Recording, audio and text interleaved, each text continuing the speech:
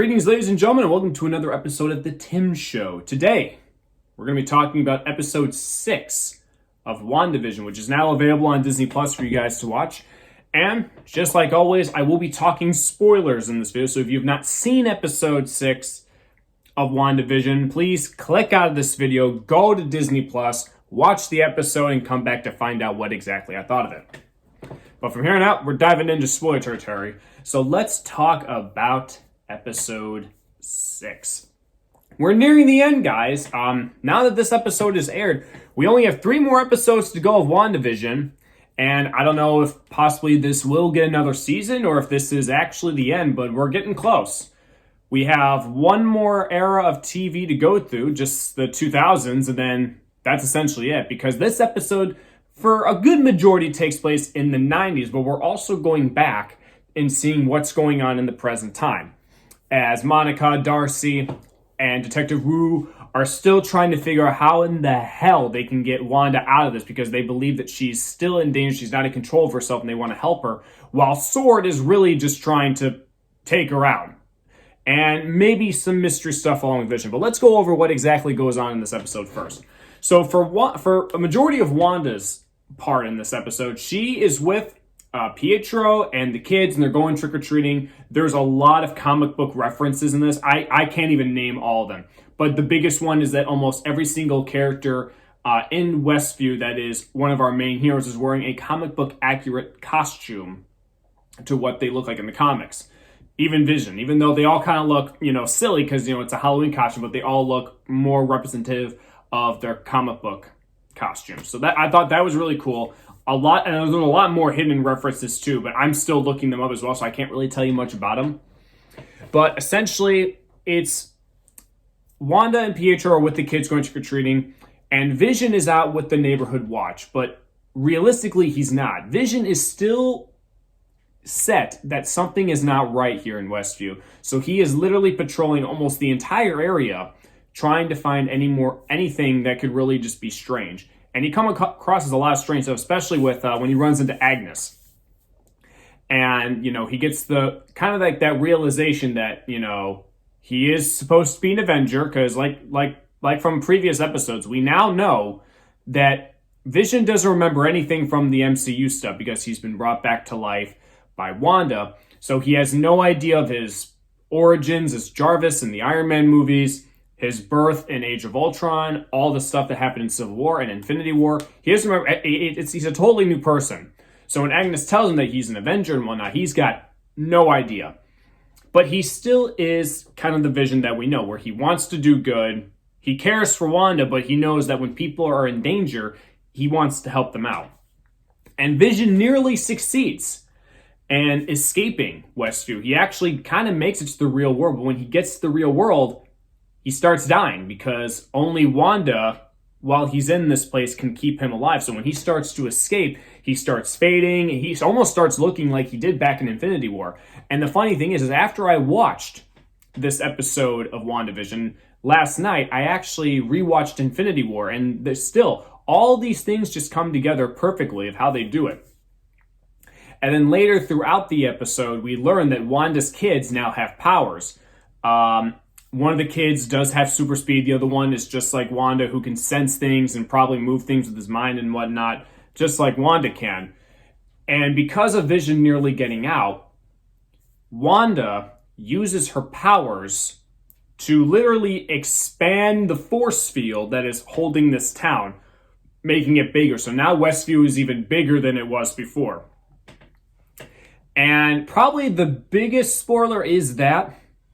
But another thing, too, is that while trying to explain to the leader of SWORD that, they need to help Vision, Darcy goes out to try and tell them, but she gets handcuffed to a car. And now Darcy is inside Westview. So now she's going to be in this whole thing, which is going to make the next episode, if it's not like what's going on in the real world, but focus morely on what's going on with Wanda, that's going to be really interesting to see how Darcy plays into all this, because now we only have one era left. We're in the 2000s, guys. And then after that, I don't know how they're going to do it. And that's the scary thing is, what are they going to do? Are they going to continue this episode in the 90s and have just Wanda reverse the clock? Or are we going to jump directly to the 2000s? I don't know. And that's basically where the episode ends, is, Wanda trying to get Vision back, extending the force field. Monica and Detective Wu are now away from the force field trying to figure out a new plan. We also learn another thing, that because Monica has already come in contact with Wanda's force field, there's something going on with her cells. So I don't know much about Monica Rambeau in terms of comics. I haven't read much of Captain Marvel besides seeing the first movie. But I'll be curious to see what they do with her. I think they might be hinting at something bigger for her, especially because, and this isn't a spoiler at all, because they've already, Kevin Feige's already addressed this in one of the Marvel Phase 4 presentations that we had later in 2020, that Monica Rambeau will be a part of the Miss Marvel television show that will be eventually coming to Disney+. I think they're filming that right now. So again, I'm curious to see how that goes, but that's essentially all that happened in this episode. And before Wanda expands the playing field of Westview, Pietro starts asking her some questions like, how did you do this? Like, how can you get all these people under your control? And, how can you bring people back to life? Which is actually very mysterious. And before she expands the field, she literally uses her powers and pushes Pietro back and crashes into some stuff. So that's interesting too. Like, there's a lot of theories that people are going on about this episode that I personally don't know. Like, usually one of the things I like doing with these movies is, like, once I find something, I like to do research on it, but there's just so much sprinkled in this episode that I kind of have to just wait and maybe even just finish up the show before I can really go in depth about what it is. But I'm pretty sure that once this show finishes up, I'm going to be talking a whole lot about that because, like I said, guys, we only got 3 episodes left. But then the exciting thing is that we've got The Falcon and Winter Soldier fastly approaching. It's going to be releasing the day after the Snyder Cut, so you can bet we're going to be talking about that as well. There's a lot of stuff coming up, guys. In fact, there might be another video that I might be uploading today talking about the Snyder Cut. I'm just not sure yet, but I wanted to get this Wandavision episode out as soon as I could. So, again, if I were to rank this episode, another 9 out of 10. I mean, this whole show is just amazing. I mean, even though it lacks in terms of action, because, when you think of MCU, you at least think of some really cool fight scenes. But what makes this show so strong is its characters. You want to see where these characters go. It is the storytelling and just how it's all still connected within the MCU. And again, I just can't express to you guys how excited I am to be watching more, to see more of these shows coming. We've got The Falcon and Winter Soldier coming right in the middle of March. And then in the summer, we've got Loki. And then I'm not really sure about, I think Miss Marvel is next, maybe the Hawkeye series. But we still have so many MCU shows to come.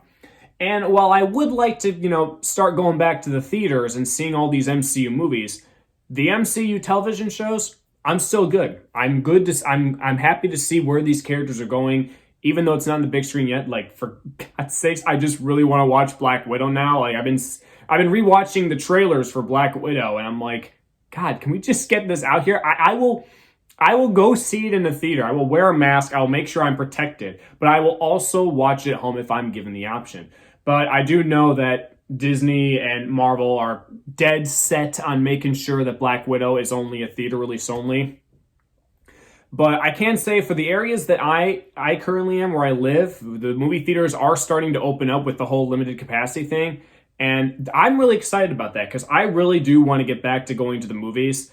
And one movie that is actually coming up right at the beginning of March that I will be seeing and probably be talking about it over a overview will be Disney's Raya and the Last Dragon. That looks insane and looks really good. I want to see that. And if I can get the chance to see it in theaters, hell yeah, I'm going. But many things that we can discuss from the video, but I like this episode of WandaVision. I'm always excited to see where it goes. Like, I'm always excited for the next week to just open up Disney Plus and watch an episode. And just to wrap this up, I gotta say, Disney Plus, they're nailing it with these shows, guys. I mean, The Mandalorian was just the beginning. By the end of this year, I believe we'll have the Book of Boba Fett. So that's another new Star Wars show we get. And then we've just got, and as far as I know, we still have 2 new Marvel shows coming It's insane. I mean, I know that, people, you probably shouldn't be watching so much to me, but I like television. I like movies. It's something that I like. I like seeing new things. I like storytelling.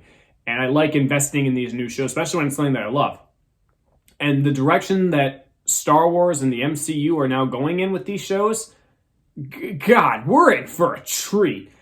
And God, man, there's still 3 episodes left of WandaVision. And thank God. Anyways, I can't wait. Thank you all so much for watching today's episode. I believe, looking at my calendar right now, I have like my calendar right in front of me, so I can kind of see. You can expect me to talk about episode 7 of WandaVision the day it comes out. I don't work too late that day, so the video probably won't come out towards the evening of next Friday, but you can expect my review of episode 7 of WandaVision on the 19th of February. And tomorrow we will be sitting down and we're going to be talking about that final trailer for the Snyder Cut that Zack Snyder is dropping tomorrow on Valentine's Day. And you can bet your ass we're going to be talking about it. But thank you all so much for watching. I hope you enjoyed it. If you guys are enjoying WandaVision, leave some comments down below. Like, what are you liking about it? What other Marvel shows are you excited to see? Personally, for me, I'm really excited for Falcon and Winter Soldier. I'm a little sad that it's only 6 episodes, but I think for what that show is going for, I think it's going to be an amazing 6 episodes. But I gotta say, just even just a few episodes, I've already loved all these shows. But yeah, leave a comment down below, like the video, share the video. Let me know what you guys think of WandaVision. And then I'll probably end up seeing you guys tomorrow when we talk about that trailer for the Snyder Cut. So thank you all so much for watching, and I'll see you guys next time.